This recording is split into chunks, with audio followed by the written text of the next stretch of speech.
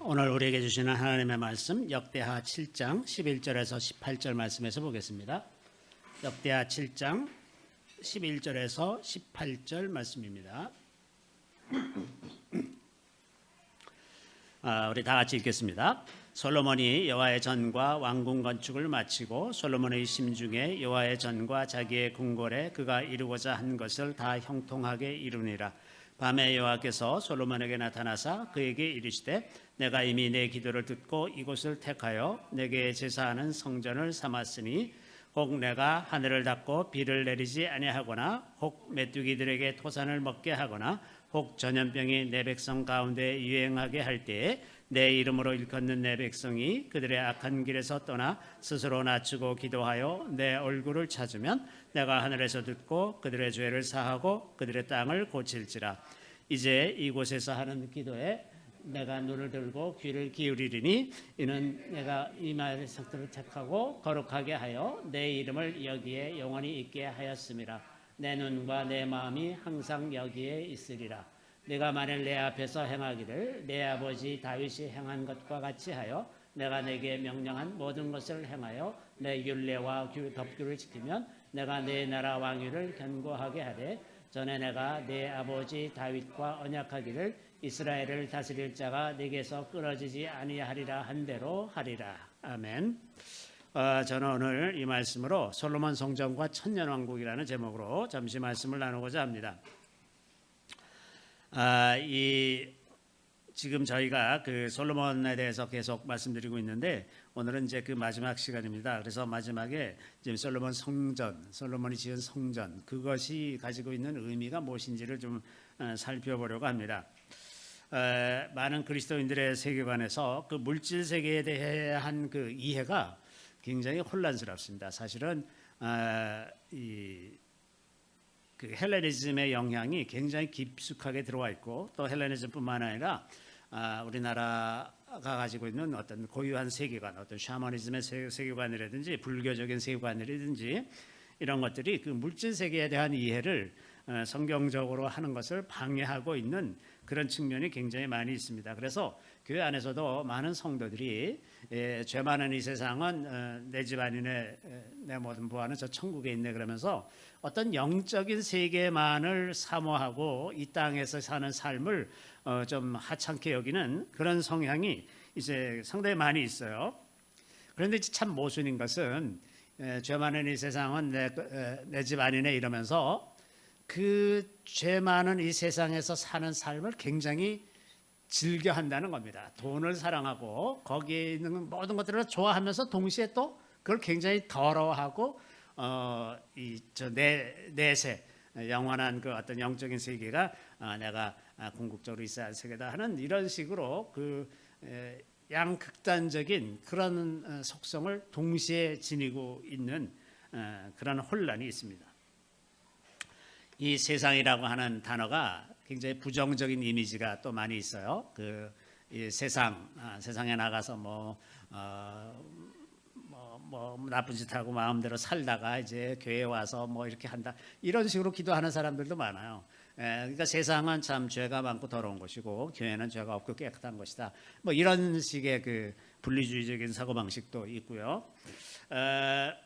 그런데 이제 세상이라는 단어가 그 성경에서 세상이라고 번역된 그 성경의 단어들을 이제 살펴보면 세상이라는 게 이제 한 세 가지 정도의 뜻으로 나타납니다. 성경 첫 번째는 하나님께서 지으신 그 모든 피조 세계, 그걸 이제 세상이라고 표현하기도 하고, 또 이제 그 두 번째는 하나님께서 그 지은 것을 사탄이 장악해서 이 세상에 속한 것이라고 할 때 그 표현이 사탄에게 속한 것이라는 의미를 갖는 그러한 세상이라는 의미도 있습니다.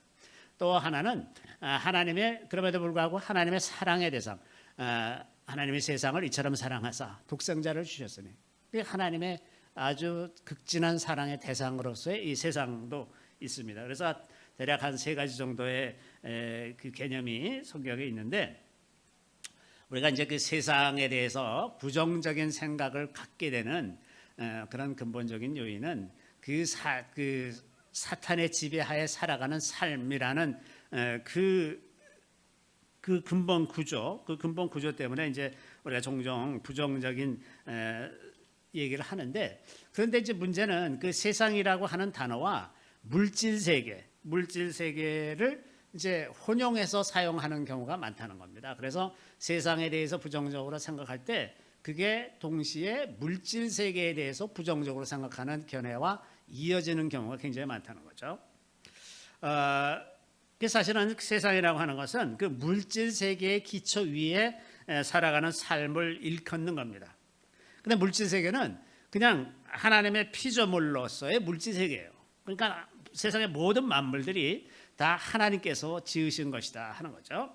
그리고 그 물질 세계를 더러운 것으로 생각하는 그런 헬레니즘적인 견해가 이제 이 동양적인 사고 안에도 많이 있기 때문에, 뭐 예를 들면 불교적인 세계관 같은 거는 이제 모든 육신에 속한 것이라든지 물질에 속한 것들을 굉장히 부정적으로 보죠. 그래서 거기서 벗어나는 것이 불교적인 구원이에요. 해탈해서 이 물질 세계의 그 사이클에서 완전히 벗어나는 것, 그 소멸되는 것, 없어지는 것, 그것을 해탈이라고 말합니다. 그러니까 이제 이런 관념들이 한국인들 머릿속에 많이 이제 박혀 있기 때문에 물질 세계를 부정적으로 보는 그런 생각이 굉장히 많습니다.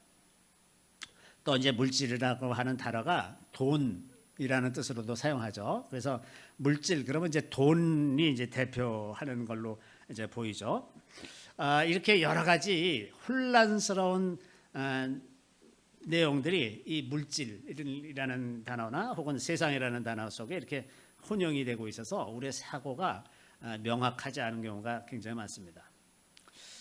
자, 그러면 성경이 말하는 물질 세계에 대한 생각은 무엇이냐? 우리가 이것을 다시 한번 분명히 할 필요가 있습니다. 첫 번째는 모든 물질 세계는 하나님께서 지으신 것이라는 겁니다. 그래서 우리가 명확히 할 필요가 있어요.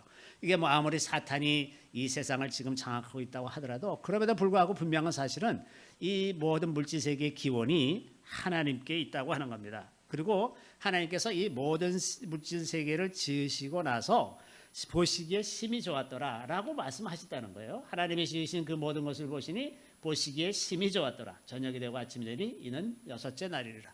모든 물질 세계가 하나님 보시기에 너무나 아름답다 하는 겁니다. 우리가 이 자연에 대해서 그 질서를 우리가 조금 더 탐구하다 보면 물질 세계라는 것이 얼마나 정교한 아름다움을 갖고 있는지 알 수가 없습니다. 그렇죠? 그 뭐 이렇게 식물이 그 잎을 내는데도 굉장히 정교한 질서에 의해서 잎을 내는 것을 알죠. 그죠? 일정한 간격으로 착착 벌어지면서 크기와 비례 또 그 각도 이런 것이 굉장히 질서 있게 이렇게 가는 겁니다. 그 모든 것 하나가 결코 우연이 된 것이 아니라 굉장히 정교한 질서 속에 있다는 것을 보죠. 그래서 이 모든 그 피조 세계가 하나님 보시기에 정말 아름다운 것입니다. 다만 문제는 이제 그 물질 세계에 대한 권세를 하나님께서 사람에게 주셔서 땅을 다스리고 정복하라. 모든 만물을 다스리라고 사람에게 이렇게 말씀하셨는데 사람이 죄를 지음으로 말미암아 그 물질 세계에 대한 권세가 사탄으로 넘어갔다는 겁니다. 이게 문제의 핵심이에요. 그러나 우리 사람은 이제 태어날 때부터 계속해서 이미 사탄에게 넘어간 물질 세계 속에서 살다 보니까 아예 그냥 맨 처음부터 그랬던 것처럼 이렇게 아예 이제 생각이 들죠. 그러니까 하나님께서 그 구원의 날에 이 물질 세계도 구원하실 거라는 생각을 잘 하지 않는 경향이 많은 거예요. 그러니까 우리가 구원을 얻는다 그러면 그냥 우리의 영혼만 구원 얻고 이 물질 세계는 다 버려지는 것처럼 생각하는 성향이 이제 교회 안에 많이 있다고 하는 거예요. 자, 물질 세계에 대한 권세가 어떻게 이렇게 넘어갔냐 하면 창세기 3장 14절에 보면 여호와 하나님이 뱀에게 이르시되 네가 이렇게 하였으니 내가 모든 가축과 들의 모든 짐승보다 더욱 저주를 받아 배로 다니고 살아있는 동안 흙을 먹을지니라. 하나님께서 이제 이 표현에서는 그 뱀이라고 말씀하셨지만 사탄이죠. 이 사탄의 먹이가 뭐냐? 살아있는 동안에 흙을 먹을지니라. 흙이 뭡니까? 이 땅이에요. 그 땅은 이 지구는 이 흙은 그 땅의 표면이죠. 표면층에만 흙이 있어요.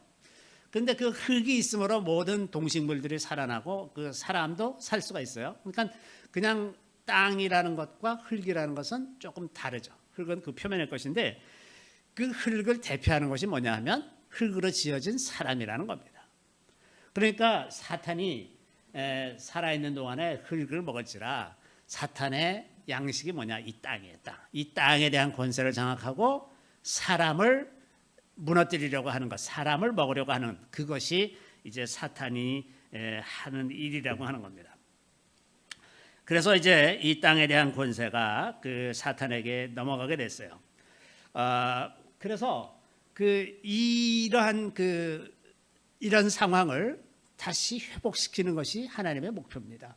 하나님의 목표는 사람을 구원하는 것뿐만 아니라 하나님께서 지으신 모든 물질 세계를 다시 아름다운 질서로 회복하는 것이 하나님의 목표예요. 그래서 사도 바울이 로마서 8장에 이렇게 얘기합니다. 이것은 그냥 우연히 나오는 얘기가 아니라 사도 바울이 그 성령을 보내주신 것에 대해서 아주 감동을 하면서 사도 바울 입장에서는 평생 그 율법을 지키려고 애쓰면서 수고하면서 정말 열정을 가지고 그렇게 살았는데 그 모든 것이 다 잘못된 것이고 이게 성령으로만 가능한 거로구나, 이걸 깨달았을 때 그 성령에 대한 감동, 그것이 얼마나 위대한 일인지에 대한 그 생각이 너무나 간절했기 때문에 로마서 8장에는 그 감동이 아주 넘쳐나는 그런 글로 되어 있죠. 그 8장에 그 성령에 대해서 얘기하면서 피조물에 대해서 얘기합니다. 다른 모든 피조물에 대해서 얘기하는 거예요. 그러니까 성령이라고 하는 것이 단지 사람을 구원하는 통로가 될 뿐만 아니라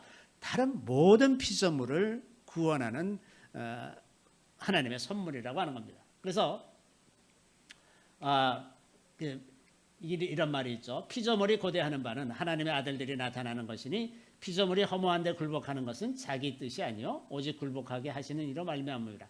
그 바라는 것은 피조물도 썩어짐의 종로로 탄 데서 해방되어 하나님의 자녀들의 영광의 자유에 이르는 것이라. 모든 피조물도 더 이상 사탄의 노예가 되지 않고 이 썩어짐의 종로로 탄 데서 해방되어 사탄에게서 해방되어서 하나님의 자녀들의 영광의 자유, 그 자유, 원래 아름다운 그 자유의 질서, 그 질서로 회복되는 것이 다른 모든 피조물도 원하는 바다 하는 겁니다. 그래서 예수 그리스도의 구원이 이 비단 인간의 영혼들뿐만 아니라 모든 다른 피조물에게도 동일하게 미치는 것이다 라는 이 생각을 가질 필요가 있습니다. 그래서 이러한 바탕 위에서 오늘 본문을 생각해 봐야 할 텐데, 하나님께서 그 솔로몬 성전을 택하셨다고 했고 그것을 거룩하게 하셨다고 말합니다. 그리고 거기에 이렇게 말씀하셨어요. 자신의 이름을 영원히 둘 것으로, 내가 그곳에 나의 이름을 영원히 둘 것이다. 여기 영원이라고 하는 단어가 이게 이제 한 가지 빼먹었군요. 이 물질 세계라고 하는 것이 예수 그리스도를 통해서 구원을 얻는데, 그래서 마지막에 궁극적인 세계, 하나님께서 이루시고자 하는 궁극적인 세계가 무엇이냐 하면 물질 세계가 없어지고 다 영적인 세계만 남는 것이 아니라 다시 새로운 물질 세계로 들어간다고 하는 겁니다. 우리가 이걸 꼭 이해할 필요가 있어요. 우리 영혼이 어디로 가서 하나님과 함께 있는 그런 어떤 세상이 물질 세계와 완전히 관계없는 세계가 아니라 하나님께서 새 예루살렘 성, 하나님께로부터 하늘에서 내려오니 그 준비한 것이 신부가 남편을 위해 단장한 것 같더라. 그렇게 아름답게 새로 꾸민 새 예루살렘 성이 하늘에서 내려와요. 어디로 내려옵니까? 땅으로 내려오는 겁니다. 새로운 성, 새로운 예루살렘 성, 새로운 물질 세계 속으로 들어가서 사는 거예요. 그래서 그 요한계시록 마지막 부분에 보면 거기에는 그 물질 세계 속에서만 있을 것이라고 생각했던 그런 일들이 거기에 있어요. 예를 들면 그 모든 것들이 그 유리, 금 같은 유리라든지 보석 같은 걸로 장식되어 있다든지 문이 있고 무슨 여러 가지 장식들이 있고 거기 강이 있어요. 생명수의 강이 있다고 말하고 또 거기에 과일나무가 있는데 12가지 과실을 맺는 과일나무가 있다고 그렇게 얘기하고 있어요. 그러니까 우리가 궁극적으로 살아가야 할 세상은 물질이 없는 세계가 아니라 새로운 물질 세계 속으로 들어가서 사는 것이다 하는 겁니다.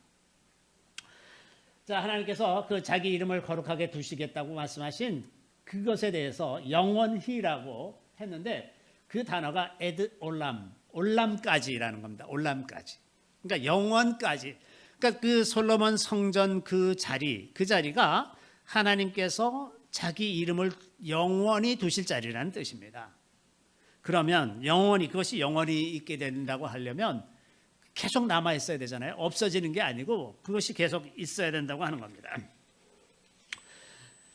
이렇게 이제 하나님께서 이런 말씀을 하시니 당대의 이스라엘 사람들은 예루살렘 성전은 영원할 것이다라고 생각을 했어요. 당연히 그렇게 생각하겠죠. 우리였더라도 그렇게 생각했을 겁니다. 아, 그럼 영원하구나. 이제 우리는 뭐 안심이야. 하나님께서 영원히 여기 계시니 두려울 것이 무엇이 있겠는가 이렇게 생각했겠죠. 그런데 그 화려했던 그 솔로몬 성전, 그 성전 내부를 다 금으로 덮었다고 그랬어요. 얼마나 멋있겠습니까? 그리고 얼마나 돈을 많이 들었겠어요. 근데 그렇게 화려했던 솔로몬 성전이 얼마 가지 못해서 결국 뭐 한 400년도 채 가지 못해서 이제 바벨론에 의해서 BC 586년에 완전히 다 파괴가 되었죠. 그리고 이제 바벨론에서 포로로 돌아온 다음에 스룹바벨이 이제 다시 성전을 건축해서 아주 초라하게 작은 걸 하나 세웠습니다. 그때가 이제 BC 516년이었고 정말 보잘것없었어요. 그 성전이 오랫동안 유지되다가 헤롯 대왕이 이제 BC 20년부터 성전을 건축하기 시작해서 46년간 성전을 지어서 예수님 당시에 있었던 그 성전을 지었습니다. 그런데 이 헤롯이라고 하는 사람은 에돔 출신이거든요.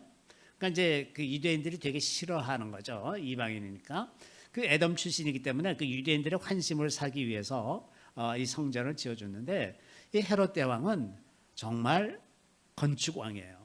오늘날의 관점에서 봐도 저렇게 위대한 건축가가 없을 정도로 굉장히 많은 걸 건축했죠. 예를 들면 뭐 가이사랴라고 하는 도시는 바닷가에 지어졌는데 거기 물이 없어서 원래 도시가 있을 수가 없는 곳이에요. 그런데 그 가이사랴까지 20여 킬로가 넘는 갈멜산에서부터 수로를 만들어서, 그것도 공중의 수로예요. 공중, 지하도 아니고 공중의 수로를 만들어 가지고 그 물을 끌어와서 거기에 도시를 지었는데 그 도시가 아직도 그대로 남아있는, 그 흔적이 그대로 다 남아있고, 그 원형 경기장은 지금도 거기서 가끔씩 공연을 할 정도로 2000년이 된 그런 건축을 하는, 그러니까 지금으로 말하면 그 계획 도시를 새로 세운 사람이죠. 그렇죠. 그 무슨 마사다 같은 그 요새 만든 것도 보면 굉장하거든요. 그 꼭대기에 아주 큰 요새를 만들어 놓고 이제 병력을 주둔시켜서 거기서 자기가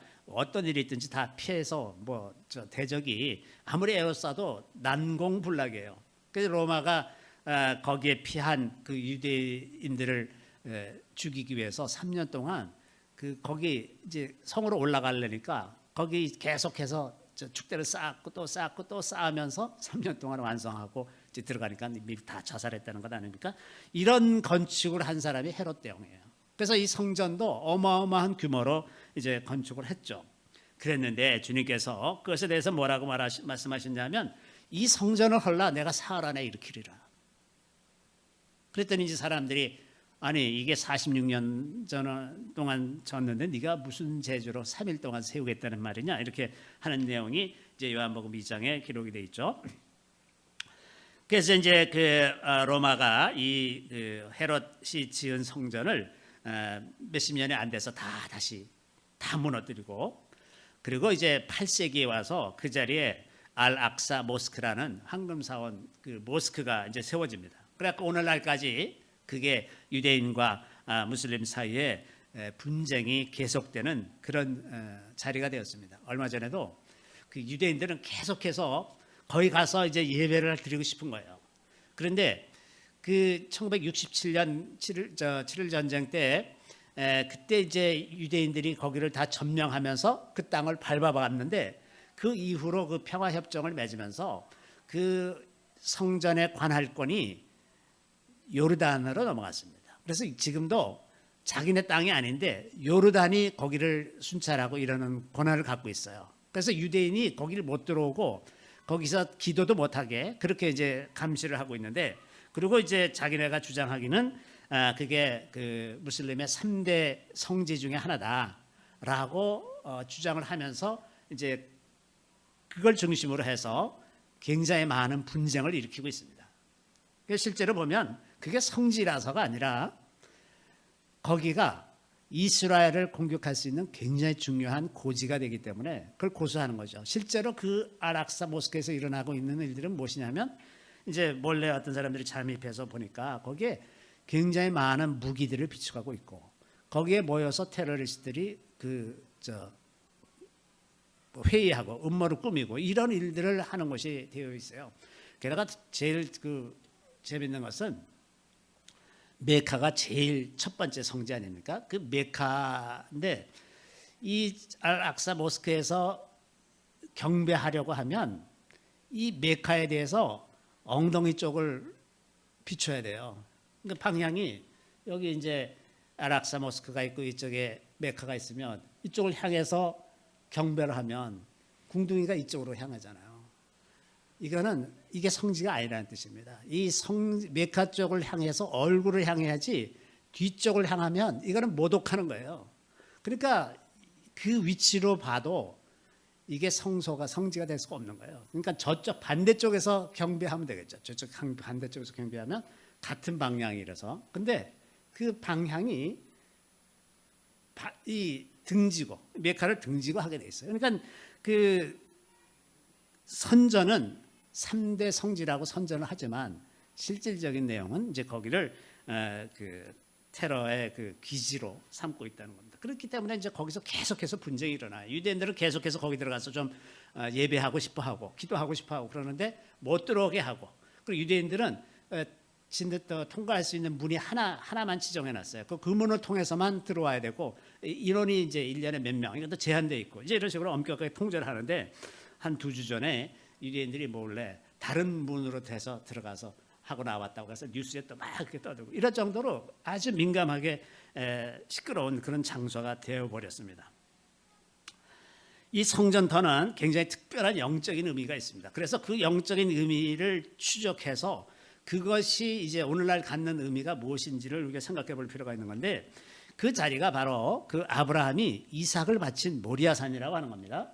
여호와께서 이르시되 내 아들 내 사랑하는 독자 이삭을 데리고 모리아 땅으로 가서 내가 내게 일러준 한 산 거기서 그를 번제를 드리라. 이게 모리아산 그때 그 자리고 그다음에 이제 다윗 때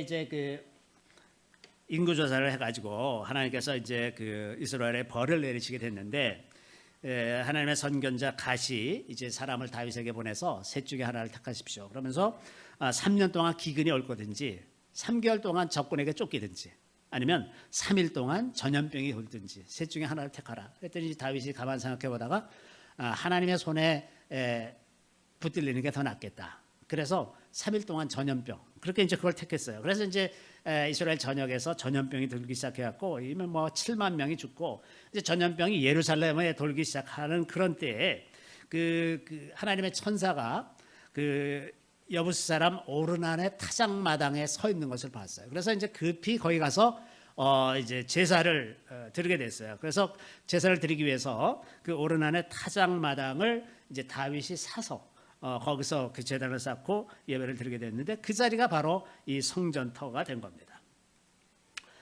그래서 그 하나님이 보시기에 이 예루살렘은 세상의 중심이라는 개념이 있습니다. 에스겔 5장 5절에 보면 주 여호와께서 이와 같이 이르시되 이것이 곧 예루살렘이라 내가 그를 이방인 가운데 두어 나라들이 둘러있게 하였거늘. 여기 이제 번역한 거는 그냥 among 뭐 여러 이런 중에 하나 이렇게 되어 있는데 이 타백이라는 단어의 어원을 살펴보면 한가운데라는 거예요. 한가운데. 이 마치 원자의 구조에 원자의 핵이 있고 주변을 돌아가는 이렇게 전자가 있는 것처럼 이 세상은 중심이 있습니다. 중심. 세상의 중심이 있어요. 땅의 중심이 있습니다. 온 지구의 중심이 이 예루살렘 성전터입니다. 예루살렘 성전터. 그래서 예루살렘 성전터를 중심으로 해서 그 주변에 이제 이방인들이 이렇게 배치되어 있는 이런 구조가 되어 있어요. 이것이 이제 주님께서 다시 오시면 바로 이 자리에 계실 거라는 그런 암시입니다. 그래서 이 자리가 예수님께서 그 마지막 때에 대해서 말씀하시면서 이런 말씀을 하시죠. 마태복음 24장에 보면 그러므로 너희가 선지자 다니엘이 말한 바 멸망에 가증한 것이 거룩한 곳에 선 것을 보거든, 이렇게 말씀하시는데, 예수님이 말씀하시는 멸망에 가증한 것, 사탄이죠. 사탄이 거룩한 곳에 선 것을 보거든. 거룩한 곳, 예수님이 거룩한 곳이라고 말씀하실 유일한 장소가 성전터입니다. 성전터.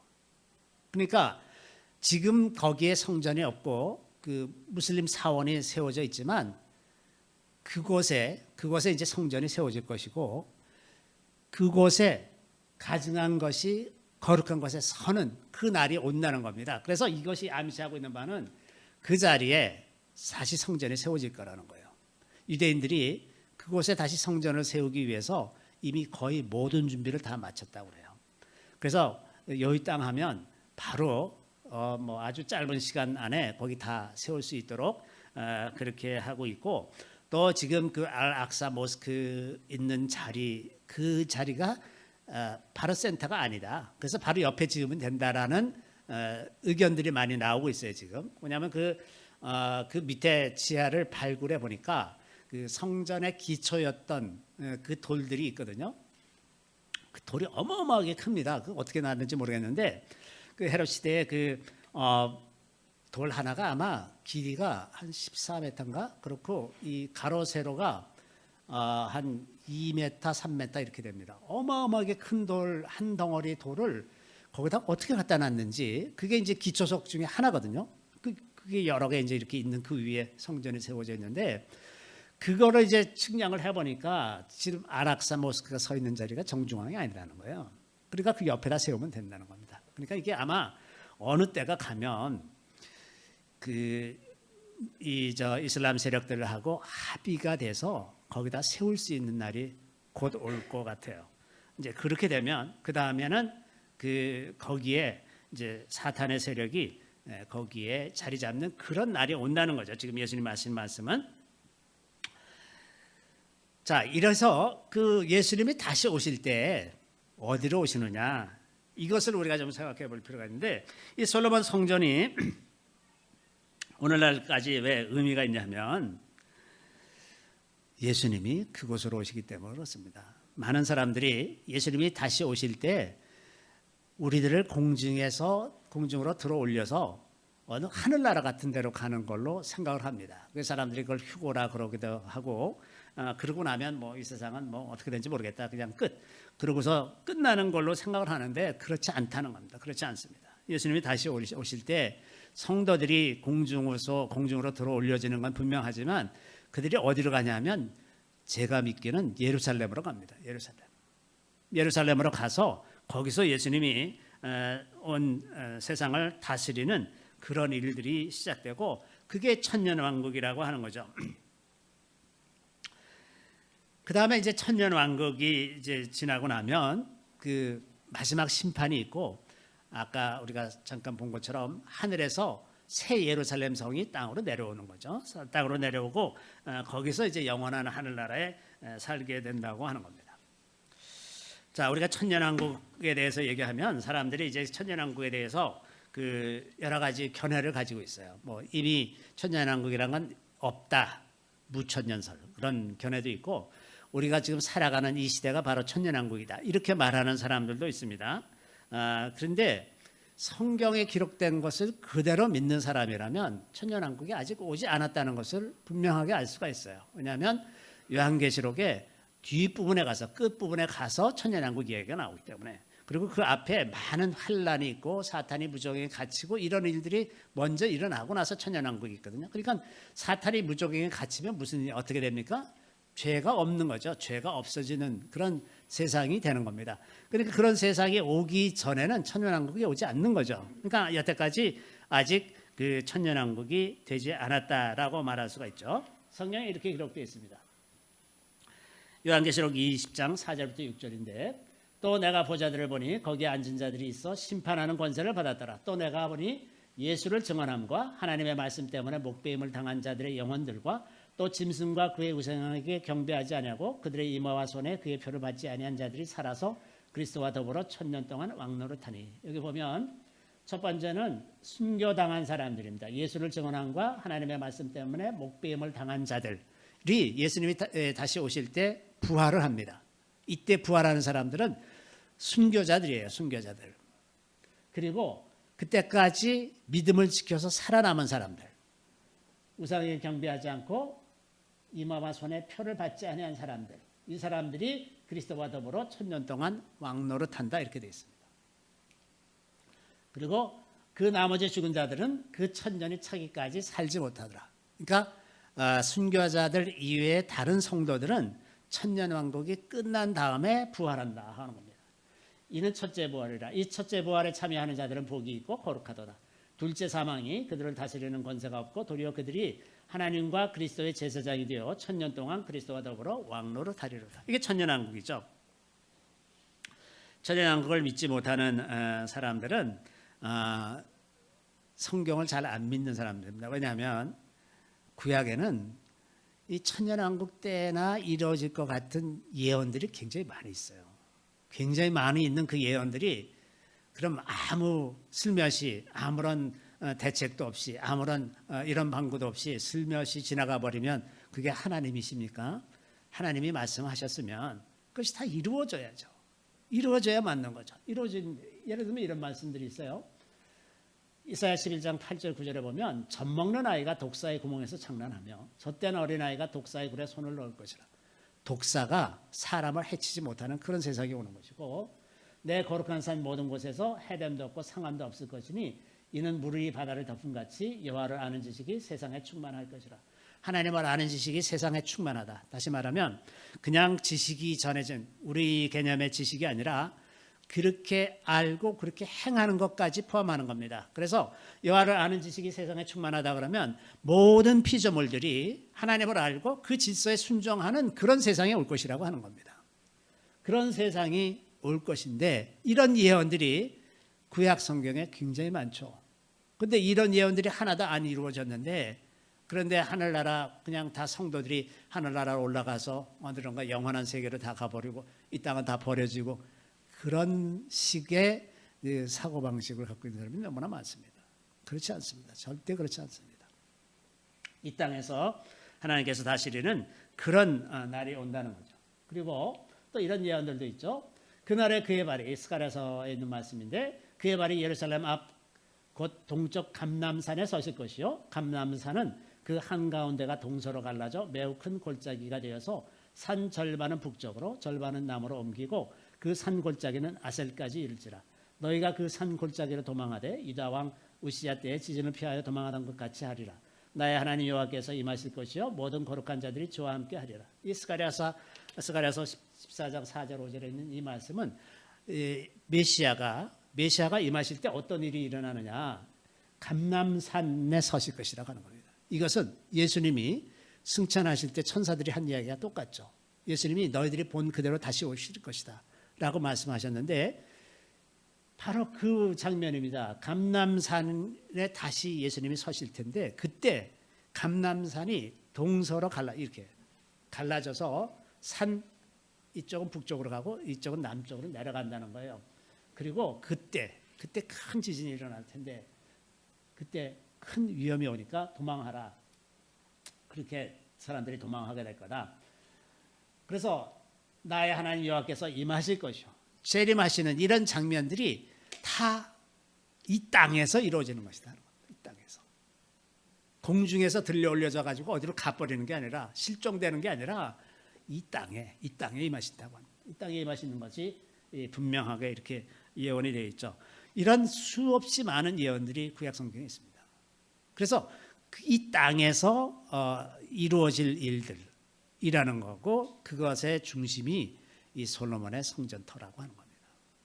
그 솔로몬의 성전터는 하나님께서 자기의 그 말씀들, 신실하신 그 말씀들을 온전히 이루는 그것을 하나 나타내는 굉장히 중요한 지표라는 거예요. 우리가 이 시대를 이해하고 또 앞으로 이 시대가 어떻게 갈 것인지를 이해하는 지표 중에 하나가 이 성전터가 어떻게 돼가는지 살펴보는 것입니다. 이것은 우리에게 굉장히 중요한 인디케이터가 되는 겁니다. 이게 영적인 의미를 갖고 있어요. 이렇게 해서 이제 하나님께서 그 이름을 영원히 거기에 두실 것이라고 하는 약속이 이제 성취가 되는 거죠. 그렇기 때문에 솔로몬의 성전, 그 성전 자리는 그냥 여러 자리 중에 하나가 아니라 굉장히 독특하게 하나님께서 하시고자 하는 일을 나타내는 굉장히 중요한 영적인 의미를 가진 그런 자리라고 하는 것입니다. 그것이 천년왕국과 연결된다고 하는 겁니다. 잠시 기도하겠습니다. 할렐루야. 우리 주님은 찬양합니다. 주님께서 주님의 이름을 영원히 두시려고 택하신 그 자리가 이제 우리에게 다가오고 있는 것을 생각해 봅니다. 주님께서 다시 오실 때 그 자리에 다시 오셔서 천지 만물을 다 다스리실 것이며 우리 성도들이 주님과 함께 왕노릇하면서 만물들을 다스리게 되는 것을 주님 참으로 감사드리옵나이다. 이것이 주께서 천지 만물을 창조하실 때 사람에게 위임하신 바이오며 어제는 그 뜻이 이제 예수 그리스도의 보혈의 공로로 완전하게 이루어지는 것을 주님 참으로 감사드리옵나이다. 우리가 모든 피조물과 함께 주님의 다시 오심을 사모합니다. 오 주님께서 영광 가운데 임하시는 그것을 사모합니다. 우리 모두가 다 지혜로운 다섯 처녀와 같이 준비되게 하시고 주님을 이제 기쁜 마음으로 영광 가운데 맞이할 수 있는 저희들이 다 되게 하여 주시기를 우리 구주 예수 그리스도의 이름으로 감사하며 기도드리옵나이다. 아멘.